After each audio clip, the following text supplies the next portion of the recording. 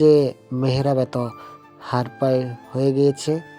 ফাইজা নিজেকে সামলিয়ে নিয়ে ফারদিনের হাত ধরে রুম থেকে বের হতেই যাবে, কিন্তু যাওয়ার আগে আনেশার দিকে রাগী দৃষ্টি নিক্ষেপ করে আর বলে ওঠে, তোকে আমি ছাড়বো না। আমার থেকে আমার ভালোবাসাকে কেড়ে নিয়েছিস না তুই, এর ফল খুব বাজেভাবে তোকে দিতে হবে। আমি থাকতে কেউ ওর গায়ে ফুলের টোকাও দিতে পারবে না। ফাইজা একটা বাঁকা হেসে মেহরাবের কাছে এসে বলে, সেটা তো দেখাই যাবে। তুমি আমার ভালোবাসাকে অপমান করেছো, কি ভেবেছো এত সহজে তোমাকে ছেড়ে দেবো আমি? না, এই ফাইজা নওশাদকে তুমি ঠিকমতো চেনোইনি মেহরাব। এই ফাইজা নওশাদ ঠিক কী কী করতে পারে এখন সেটাই তুমি দেখবে। তোমার আনাকে যদি তোমার থেকে কেড়ে না নিয়েছি আমি, তো আমার নামও ফাইজা নওশাদ নয়।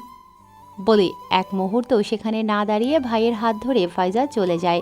তারা চলে যেতেই মেহরাব রুম থেকে বের হয়ে যায়। তার আরও দুদিন পর আসার কথা থাকলেও ওই কাজটা তাড়াতাড়ি শেষ করে যাওয়ায় সে চলে এসেছে। তার মনে হচ্ছিল যদি আনিশা আবারও তার থেকে পালিয়ে যায়, কিন্তু এসেই সে দেখতে পায় ফাইজা আনিশার চুল ধরে আছে আর তাকে বাজে বাজে কথা বলছে। ব্যাস, মেহরাবের পায়ের রক্ত মাথায় উঠে যায়। ড্যাড, ড্যাড, কোথায় তুমি? ড্যাড। ফাইজা হসপিটালে এসে মিস্টার নাবিলের কেবিনে গিয়ে তাকে ডাকতে থাকে। কিছুক্ষণ ডাকার পর মিস্টার নাবিল ওয়াশরুম থেকে বের হয়ে আসেন আর মেয়ের কাছে যান। ফাইজার গলায় আঙুলের ছাপ বসে গিয়েছে, দেখে মনে হচ্ছে কেউ খুব জোরে গলা চেপে ধরেছিল। গালেও 5 আঙুলের ছাপ। মেয়ের এমন অবস্থা দেখে মিস্টার নাবিল চিন্তিত গলায় বলেন, কি হয়েছে মামুনি, তোর এই অবস্থা কেন? গালে 5 আঙ্গুলের দাগ, ঠোঁট কেটে গিয়েছে, আবার গলায়ও আঙ্গুলের ছাপ। কি হয়েছে তোর মা? ফাইজার আগে ফুসতে ফুসতে আবারও কেঁদে ফেলে। বাবা আর ভাইয়ের খুব আদরের ফাইজা, আজ অবধি কেউ তার গায়ে হাত তোলে না। সেখানে নিজের ভালোবাসার মানুষই তাকে চর মেরেছে, তার গলা টিপে ধরেছে, তাও আবার একটা মেয়ের জন্য। এটাই যেন সে সহ্য করতে পারছে না। কি হয়েছে বল মা, ড্যাডকে বল। ফাইজা মিস্টার নাবিলকে জড়িয়ে ধরে কাঁদতে কাঁদতে বলে, ড্যাড, আজকে মেহরাব মেহরাব ওই প্রস্টিটিউট মেয়েটার জন্য আমার গায়ে হাত তুলেছে, আমার গলা পর্যন্ত টিপে ধরেছিল মেহরাব।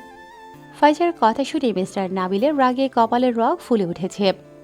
মেহরাবের এত বড় সাহস, ও আমার মেয়ের গায়ে হাত তুলেছে, তার গলা টিপে ধরেছে, তাও আবার ওই ছোট লোক মেয়েটার জন্য। হ্যাঁ ড্যাড। এরপর ফাইজা সব খুলে বলে মিস্টার নাবিলকে। সব শুনে মিস্টার নাবিল মেয়েকে সান্ত্বনা দিয়ে বলেন, কাঁদিস না আম্মু, তোর ড্যাড এবার কি করে শুধু দেখ। আর কিছুদিন অপেক্ষা কর, মেহরাবের থেকে ওর সব কিছু আমি কেড়ে নেব। কিন্তু ড্যাড আর কতদিন অপেক্ষা করব? আর আমার এই অপেক্ষা সহ্য হচ্ছে না। অপেক্ষা তো করতেই হবে মা, না হলে আমাদের কার্য হাসিল হবে না। এরপর মিস্টার নাবিল ফাইজাকে বুঝিয়ে সুঝিয়ে বাড়িতে পাঠিয়ে দেন আর নাভিদকে কল করেন। কিছুক্ষণের মধ্যেই নাভিদা হসপিটালে এসে হাজির হয়। মিস্টার নাবিল নাভিদকে এখনও বলেননি যে মেহরাব ফাইজার সাথে কি কি করেছে। ভাইয়া তো জরুরি তলব করলে যে, কি হয়েছে?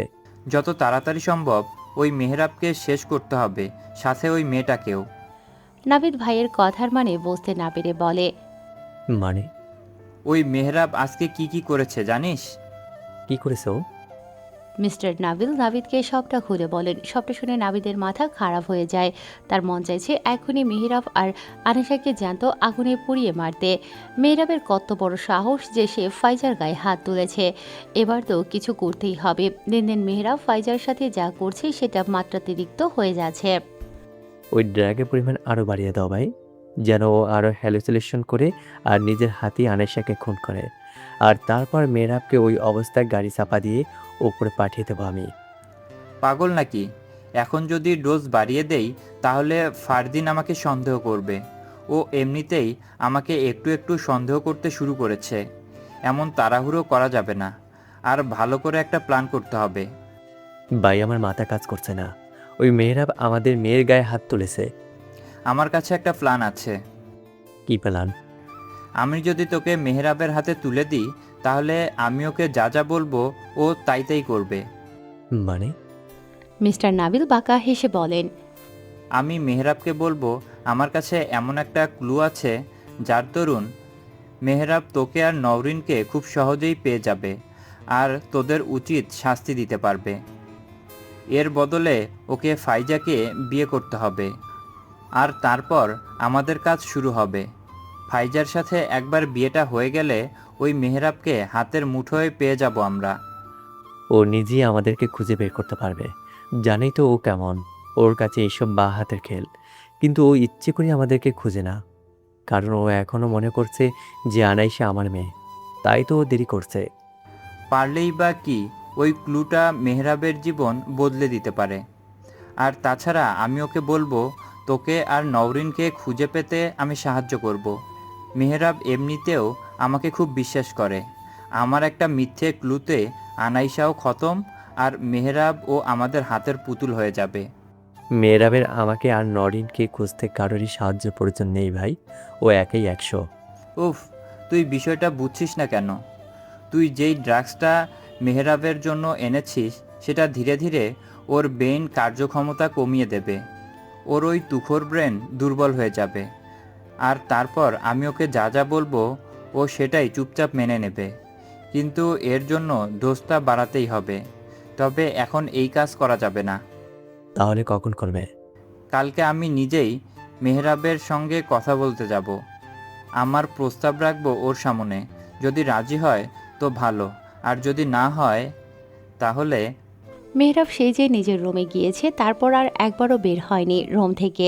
আনিশা বসে বসে তখনকার কথাই ভাবছে। মেহরাব তার জন্য ওই মেয়েটার সাথে ফাইট করলো, তাহলে কি মেহরাব তো তাকে ভালোবাসে? কথাটা ভাবতেই আনিশার ঠোঁটে খেলে গেল এক মিষ্টি হাসি। পরক্ষণেই তার মুখ থেকে হাসিটা বিলীন হয়ে যায়। উনি আমাকে ভালোবাসবেন? হুম, আমি কি আদৌ কারো ভালোবাসার যোগ্য? আমার বাবা ওনার পুরো পরিবারকে শেষ করে দিয়েছেন। উনি কি আমাকে এত সহজে ছেড়ে দেবেন নাকি? হয়তো একটু পরেই উনি আসবেন আমার ভোগ করতে বা আমাকে মারতে। আর যাই হোক, আমার মতো মেয়েকে উনি কখনোই ভালোবাসতে পারবেন না। মেহরাবের এখনও রাগে শরীর থরথর করে কাঁপছে। কেন ফাইজা তার আনার গায়ে হাত দেবে? আর ফাইজার কত বড় সাহস যে সে আনার রুমে গিয়ে তার চুল ধরে টেনেছে। ফাইজার গলা টিপে ধরে একদম ঠিক করেছে আদি। গলা টিপে মেরে ফেললে ভালো হতো, ঝামেলাটা একেবারে খাট থেকে নামতো। আমার জীবনটা একেবারে হেল করে দিয়েছে মেয়েটা। একে তো ফাইজা আনেশাকে বাজে বাজে কথা বলেছে, তার উপর সে আনেশার চুল ধরে টেনেছে। ভাবতে মেহরাবের রাগে সারা শরীর কেঁপে উঠছে। মেহরাবের আনেশার বড় বড় চুলগুলো খুব পছন্দ, আর সেই চুলেই ফাইজা হাত দিয়েছে। মন তো চাইছে ফাইজার হাত ভেঙে গুঁড়িয়ে দিতে, কিন্তু মেহরাব সেটা করতে পারবে না। ফারদিন আর মিস্টার নাবিলের কথা ভেবেই সে ফাইজাকে বারবার ছেড়ে দেয়। ফাইজা যতবারই তার ম্যানশনে আসে ততবারই কিছু না কিছু গন্ডগোল করেই। আরেশা এখন সেই রুমে থাকে। প্রতিবার ফাইজা ম্যানশনে এসে এই রুমের তালা ভাঙার চেষ্টা করত, কিন্তু বরাবরই মেহরাবের হাতে ধরা পড়ে যেত। মেহরাব যখন এই ম্যানশনটা তৈরি করেছিল তখন এই রুমটা সে স্পেশালি আনেশার জন্যই তৈরি করেছিল। রুমের প্রত্যেকটা জিনিস সে নিজে পছন্দ করেছে আনেশার জন্য। মেহরাব নিজে দাঁড়িয়ে থেকে বুঝিয়ে দিয়েছিল যে কোন জিনিসটা কোথায় রাখা হবে। সে আনেশাকে একদমই পছন্দ করে না, যদিও এটা মেহরাবের কথা, কিন্তু ছোট থেকেই সে সব সময় আনেশার পিছু করেছে। আনেশার খেয়াল রেখেছে লুকিয়ে লুকিয়ে। এমনকি মেহরাব আনেশাকে যেই পতিতালয়ের সামনে ফেলে এসেছিল সেখানেও আনেশার উপর নজর রাখার জন্য স্পাই রেখেছিল, মিস্টার নাবিলের সাহায্য নিয়ে। কারণ তখন সে ছোট ছিল, টাকা থাকলেও ধারণা ছিল না যে কিভাবে সে স্পাই লাগাবে। সেই স্পাইয়ের মাধ্যমেই মেহরাব আনাইশার গতিবিধি পর্যবেক্ষণ করত। এমনকি মিস্টার নাবিলের সাহায্য নিয়ে শিরিনকে সাবধানও করেছিল যেন কোনো ছেলে আনাইশাকে দেখতে না পায়, সবসময় যেন তাকে লুকিয়ে রাখা হয় এই দুনিয়ার মানুষের থেকে। সেজন্যই জন্ম থেকে 18টা বছর বাইরের কোনো পুরুষ আনাইশাকে দেখেনি। কিন্তু শিরিনের লোভ ছিল আকাশ ছোঁয়া। যখনই তাকে অফার করা হয় এই পতিতালয়ের যদি কোনো ভার্জিন মেয়েকে তারা পায় তাহলে অনেক টাকা দেবে, তখন শিরিন আর নিজের লোভ সামলাতে পারেনি। সে আনেশাকে তৎক্ষণাৎ ওই লোকগুলোর কাছে পাঠানোর জন্য মরিয়া হয়ে ওঠে। কিন্তু আনেশা তাদের সামনে যেতে অস্বীকার করায় শিরিন তার উপর অমানবিক নির্যাতন শুরু করে। মেহরাবের লাগানো স্পাই মেহরাবকে আনেশার খবর দেয় সে তৎক্ষণাৎ নিজের ইম্পর্টেন্ট মিটিং ছেড়ে ইউএস থেকে রওনা দেয়। কিন্তু বিভিন্ন কারণে সে আনেশার কাছে পৌঁছতে দেরি করে ফেলে, যার ফলে শিরিন আনেশার উপর এতটা টর্চার করতে পেরেছে। মেহরাব দেশে এসেই যত তাড়াতাড়ি সম্ভব আনেশার কাছে চলে যায় আর তাকে সেখান থেকে উদ্ধার করে। শিরিনকেও সে ছেড়ে দেয়নি। ওই পতিতালয়ের দিনের পর দিন শিরিন আনেশার উপর যা যা অত্যাচার চালিয়েছে মেহরাবের স্পাই তাকে সবটাই জানিয়েছে। সবটা জেনে সে শিরিনকে অনেকবার সাবধানও করেছে, শুধু সাবধান নয় মেরে ফেলার হুমকি পর্যন্ত দেখিয়েছে, কিন্তু শিরিন তার কথা শোনেনি। শিরিন সরাসরি মেহরাবকে কখনোই দেখেনি, কারণ প্রতিবারই মেহরাবের লোকেরা গিয়ে সাবধান করে আসতো বা তাকে হুমকি দিয়ে আসতো। মেহরাব সঠিক সময়ের অপেক্ষা করছিল আনাশাকে নিজের ম্যানশনে নিয়ে আসার জন্য। সঠিক সময় হতেই সে আনাশাকে এক নরক থেকে উদ্ধার করে আরেক নরকে এনে ফেলে, সাথে শিরিনকেও ছাড়ে না। আনাশাকে ম্যানশনে নিয়ে আসার পরদিনই মেহরাবের লোকেরা গিয়ে শিরিনকে সেখান থেকে তুলে আনে আর তাকে নিয়ে যায় মেহরাবের টর্চার সেলে। মেহরাব এতগুলো দিন শিরিনের উপর অমানবিক নির্যাতন চালিয়েছে, ঠিক যেইভাবে শিরিন আনাশার উপর টর্চার চালিয়েছিল, তবে মেহরাবের থেকেও বেশি শাস্তি শিরিনকে দিয়েছে। শিরিনের কথা মনে পড়তেই মেহরাব নিজের রুম থেকে বের হয়ে টর্চার সেলের দিকে এগোয়। টর্চার সেলের দরজা খুলতেই শিরিনের অন্তরাত্মা কেঁপে ওঠে। শিরিনের জানটুকু অল্পের জন্য বের হচ্ছে না, হাত পায়ের মাংসগুলো সব উঠে গিয়ে জায়গায় জায়গায় হাড্ডি বের হয়ে গিয়েছে, আর বের হবে নাই বা কেন। মেহরাব শিরিনকেও চাবুকের বাড়ি মেরেছিল। শিরিন আনাশাকে চাবুকের বাড়ি মেরে যেমন আধমরা করে দিয়েছিল, মেহরাবও শিরিনকে চাবুক দিয়ে মেরে ঠিক একই হাল করেছে। শুধু এইটুকুতেই ক্ষান্ত হয়নি মেহরাব। চাবুকের বাড়ি দেওয়ার পর কাটা জায়গাগুলোতে আচ্ছাপত মরিচের গুঁড়ো আর লবণ ঢেলেছে। শিরিনের তো যায় যায় অবস্থা। এরপরও মেহরাবের শান্তি হয়নি। সে ছুরি এনে গার্ডের মাধ্যমে শিরিনের হাত আর পায়ের বিভিন্ন অংশ থেকে মাংস তুলে নিয়েছিল। শিরিন অনেক আকুতি মিনতি করেছে মেহরাবের সামনে, কিন্তু মেহরাব তাকে ছাড়েনি। মেহরাব একটা চেয়ার এনে শিরিনের সামনে পায়ের উপর পা তুলে বসে। এরপর শিরিনের চুলের মুঠি শক্ত করে ধরে বলে, বারবার বারণ করেছিলাম তো তোকে যে আনার উপর কোনো ধরনের টর্চার করবি না, ওকে আঘাত করবি না, ওকে কষ্ট দিবি না, কিন্তু তুই আমার কথা শুনিসনি। তোকে তো এও বলেছিলাম যে পণ্যের মতো বাজারে তুলবি না আমার আনাকে, কিন্তু তুই সেটাও শুনিসনি। সময় মতো তো টাকা ঠিকই নিতি, কিন্তু এর বদলে আমার আনাকে কষ্ট দিয়েছিস। ওকে কষ্ট দেওয়ার অধিকার শুধু আমার আছে, এই মেহরাবের আছে। তুই কোন সাহসে ওকে কষ্ট দিতে গিয়েছিস? আমার ভুল হয়ে গিয়েছে স্যার। আর কোনোদিনও এমন হবে না। মেহরাব শিরিনের চুল ছেড়ে দিয়ে বলে, এখন বলে কি হবে? আমি তো তোকে অনেকবারই সাবধান করেছি। আজকে তোর যে অবস্থা, এর জন্য তুই নিজেই দায়ী। তুই আমাকে খুব হালকাভাবে নিয়েছিলি, তাই তো এই অবস্থা হয়েছে তোর। প্লিজ স্যার, ছেড়ে দিন আমাকে। আর কোনোদিনও এমন ভুল হবে না।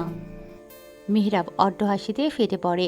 হঠাৎই হাসি থামিয়ে রক্তচক্ষু নিয়ে বলে, ভুল করার জন্য তো তোকে আগে আমার থেকে বাঁচতে হবে, তারপর না তুই ভুল করবি। বলেই মেহরাব নিজের প্যান্টের পকেট থেকে রিভলভারটা বের করে সব কটা গুলি শিরিনের বুকের বাঁদিকে করে দেয়। সাথে সাথেই ফিনকি দিয়ে রক্ত ছিটকে মেহরাবের মুখে চলে আসে। মেহরাব গার্ডের কাছ থেকে একটা টিস্যু নিয়ে মুখটা মুছে নেয়। এখন মেহরাবের একটু শান্তি লাগছে। ফাইজাকেও যদি এভাবে মারতে পারত তাহলে তার কলিজাটা একটু ঠান্ডা হতো। এটাকে সরানোর ব্যবস্থা করো।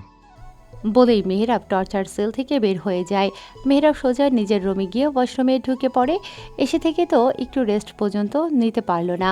10 মিনিটের মধ্যে মেহরাব শাওয়ার নিয়ে বের হয়ে আসে। শাওয়ার নিয়ে মেহরাব নিজের বেডের উপর বসে পড়ে। মাথাটা খুব ধরেছে। আসার সময় বলে এসেছিল তার রুমে যেন ঠিক সময়ে কফি পৌঁছিয়ে যায়। কিছুক্ষণ বসে থাকতেই দরজায় টোকা দেয় একজন মেয়ের। মেহরাব দরজা খুলে কফির মগটা হাতে নিয়ে আবারও বেডে গিয়ে বসে পড়ে। কফি খেতে খেতে আনাশার জন্ম থেকে আজ অবধি সে যেইভাবে সবার থেকে তাকে বাঁচিয়ে এসেছে সবটা ভাবছে। তবে এত কিছুর পরও মেহরাব বলে যে সে আনাশাকে কখনো ভালোই বাসেনি। সত্যি কি সে আনাশাকে কখনোই ভালোবাসেনি? যদি ভালোই না বাসবে তাহলে সবসময় কেন তার পিছু করেছে, যাতে আনাশা কোনো বিপদে না পড়ে? কেন তবে শিরিনকে খুন করলো? কেন গত 6টা মাস সে আনাশার অনুপস্থিতিতে পাগলের মতো সব জায়গায় খুঁজেছে নিজের জরুরি কাজ ছেড়ে? গত 6টা মাস কেন সে মনে মনে চেয়ে এসেছে যে তার ওই সহজ সরল বোকা আনার যেন কোনো বিপদ না হয়? যদি ভালোই না বাসে তাহলে কেন কোনো ছেলে আনাশার দিকে চোখ তুলে তাকালে তাকে কঠিন থেকে কঠিনতর শাস্তি দিয়েছে? সে যদি সত্যি প্রতিশোধ নিতেই আনাশাকে তার কাছে এনেছে, তাহলে আনাশার বিপদে পড়লে সেই কেন সবার আগে ছুটে যায় তার কাছে? কেন সে আনাশার জন্য এতটা চিন্তিত হয়? মেহরাব আর ভাবতে পারছে না। তার মাথা ফেটে যাচ্ছে রাগে। সে দেরি না করে মিস্টার নাবিলের দেয়া সেই মেডিসিনগুলো আবারও খেয়ে নেয়। এই মেডিসিনগুলো নিলে সে আউট অফ কন্ট্রোল হয়ে যায়। তখন সে কি করে সেটা সে নিজেও জানে না। এক কথায় সে যেন নিজের মধ্যেই থাকে না। যখনই এই মেডিসিনের রিয়েকশন কেটে যায় তখনই সে নর্মাল হয়ে যায় আর তার মনের ভেতর সকল অস্থিরতা শান্ত হয়ে যায়। কিন্তু যতক্ষণ এই মেডিসিনের রিয়েকশন থাকে ততক্ষণ সে কি করেছে সেটা সে আন্দাজও করতে পারে না। তখনকার সকল স্মৃতি তার ব্রেন থেকে মুছে যায়। প্রতিবারের মতো এবারও ওষুধটা নিতেই মেহরাব হ্যালোসিনেট করতে শুরু করে। তার মাথায় আবারও সেই অসহ্য যন্ত্রণা হচ্ছে, চোখগুলো রক্তবর্ণ ধারণ করেছে। কিন্তু এবার আর রাগে নয়, আনাশাকে চিরতরে হারিয়ে ফেলার ভয়ে। মেহরাব হঠাৎই কারো হাসির শব্দ শুনতে পায়। মেহরাব নিজের মাথা দু হাত দিয়ে চেপে সামনে তাকায় আর দেখতে পায় ফাইজা হাসছে। ফাইজা হাসছে তো হাসি, তার হাসি যেন থামছেই না। এক পর্যায়ে সে হাসি থামিয়ে মেহরাবের সামনে এসে দাঁড়ায় আর চোখ মুখ শক্ত করে বলে, কি হলো মেহরাব, আমাকে ভয় পাচ্ছ? ভয় তো পাওয়ারই কথা। তোমার ওই আনাকে আমি তোমার থেকে কেড়ে নেব মেহরাব, ওকে শেষ করে দেব। আর যেন তেনভাবে ওকে আমি শেষ করব না, কষ্ট দিয়ে দিয়ে ওকে মারবো তোমারই সামনে। আর তুমি চেয়ে চেয়ে দেখবে ঠিক যেইভাবে তোমার পরিবার তোমার চোখের সামনে তরপাতে তরপাতে মরেছে, ওই রাস্তার মেয়েটাকেও তোমার সামনে তরপাতে তরপাতে মরবে। তুমি এই ফাইজার গায়ে হাত তুলেছো তাই না? এর প্রতিশোধ আমি ওই নষ্টা মেয়েটার থেকে নেব। বলেই আবারও হাসতে লাগে। ফাইজার কথাগুলো শুনে মেহরাবের আবারও রাগ উঠে যায়। দু হাত দিয়ে মাথাটা চেপে ধরে সে আস্তে আস্তে উঠে দাঁড়ায় আর ফাইজার দিকে এগিয়ে আসে মেহরাব। ফাইজার কাছে আসতেই ফাইজা সেখান থেকে উধাও হয়ে যায়। মেহরাব আশেপাশে তাকায়, তখনই পেছন থেকে ফাইজা হাসতে হাসতে বলে ওঠে, ওইখানে কাকে খুঁজছো? আমি তো এইখানে।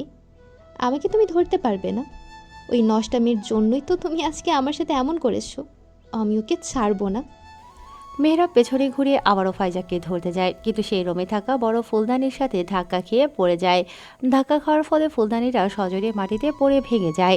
মেহরাব সেখানে পড়ে যাওয়ার ফলে ফুলদানির টুকরোগুলো তার শরীরের জায়গায় জায়গায় গেঁথে যায়। শরীরের বিভিন্ন জায়গা থেকে রক্ত বের হচ্ছে তার। ফাইজা আবারও হাসতে লাগে আর বলে, কি হলো মেহরাব, পড়ে গেলে যে? ধরো আমাকে। অবশ্য আমাকে তুমি ধরতে পারবে না। তুমি যতই চেষ্টা করো না কেন, তোমার আনাকে আমি শেষ করবই। তোমার আনা এখন আমার চোখে হাইলাইট হয়ে গিয়েছে। ওকে আর আমার থেকে কেউ বাঁচাতে পারবে না, তুমিও না। মেহরাব অনেকবার ওঠার চেষ্টা করছে কিন্তু উঠতে পারছে না। সে ওভাবেই ফাইজার অবধি পৌঁছানোর চেষ্টা করছে। এতে আশেপাশে ছড়িয়ে ছিটিয়ে থাকা কাচের টুকরোগুলো আরও গেঁথে যাচ্ছে তার শরীরে। ফাইজা আবারও সেখান থেকে গায়েব হয়ে যায়। মেহরাব আবারও শুনতে পায় ফাইজার কণ্ঠ। ফাইজা বলছে, তুমি কিছুতেই তোমার আনাকে বাঁচাতে পারবে না মেহরাব। ওকে তো আমি শেষ করেই দেব। ওকে আমি মেরে ফেলবো। ওকে আমি সত্যি সত্যি মেরে ফেলবো। বলেই আবারও হাসতে থাকে। মেহরাব অনেক কষ্টে উঠে দাঁড়ায় আর হাতের কাছে যা পায় তাই এদিক ওদিক ছড়তে থাকে, কারণ সে রুমের চারিদিকে ফাইজাকে দেখতে পাচ্ছে। আর ফাইজা একই কথা বলছে যে সে আনিশাকে মেরে ফেলবে। তোকে আমি ছাড়বো না ফাইজা। তোর সাহস কিভাবে হয় যে তুই আমার আনাকে নষ্ট বলছিস? আমি তোকে জানে মেরে ফেলবো। আমি থাকতে তুই ওকে কখনোই মারতে পারবি না। মেহরাব ভয়ে আর রাগে জোরে জোরে চিৎকার করছে আর রুমের সমস্ত জিনিসপত্র ভাঙচুর করছে। এত জোরে জোরে সে ভাঙচুর করছে যে রুমের বাইরে থেকেও শোনা যাচ্ছে। আনিশা ঘুমের মধ্যেই ভয় পেয়ে যায় মেহরাবের ভাঙচুরের শব্দে। ধরফড়িয়ে উঠে বসে সে। মেহরাবের কথা ভাবতে ভাবতে কখন যে চোখটা লেগে গিয়েছিল আনিশা সেটা টেরই পায়নি। এত ভাঙচুরের শব্দ কেন আসছে? উনি কি আবারও জিনিসপত্র ভাঙচুর করছেন? এই লোকটার এত রাগ কেন? একবার কি যাবো? পরক্ষণেই আনিশা বলে ওঠে, না না, এখন যাওয়া যাবে না। এখন গেলেও ওই দিনের মতো আবারও আমাকে মারবেন। তাহলে কি করব? এই আওয়াজ তো থামছেই না। না, একবার যাই। আনিশা আল্লাহর নাম নিতে নিতে বেড থেকে নেমে এক পা করে নিজের রুম থেকে বের হয়। ধীরে ধীরে মেহরাবের রুমের সামনে এসে দাঁড়ায়। মেহরাবের রুমের সামনে জাহিদ আগে থেকেই দাঁড়িয়েছিল। সে মেহরাবের এমন রাগ দেখে ভেতরে যাওয়ার সাহস পাচ্ছে না। আনিশা মেহরাবের রুমে ঢুকতেই যাবে তার আগেই জাহিদ তাকে থামিয়ে দিয়ে বলে, ম্যাম, আপনি প্লিজ স্যারের রুমে যাবেন না। এখন স্যার অনেক হাইপার হয়ে আছেন। আপনাকে দেখলে হয়তো আবারও হিংস্র হয়ে উঠবেন। এমনিতেই আপনি অসুস্থ। এই অবস্থায় উনি যদি আপনার গায়ে হাত তুলে তাহলে আপনার অবস্থা আরও খারাপ হয়ে যাবে।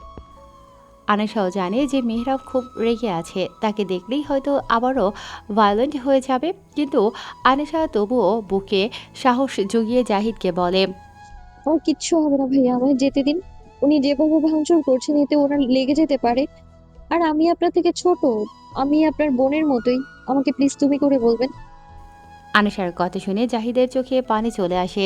এত ভালো একটা মেয়েকে মেহরাব কিভাবে দিনরাত কষ্ট দেয়, টর্চার করে। সে চাইলেও মেহরাবকে আটকাতে পারবে না। আনেশা আবারও বলে,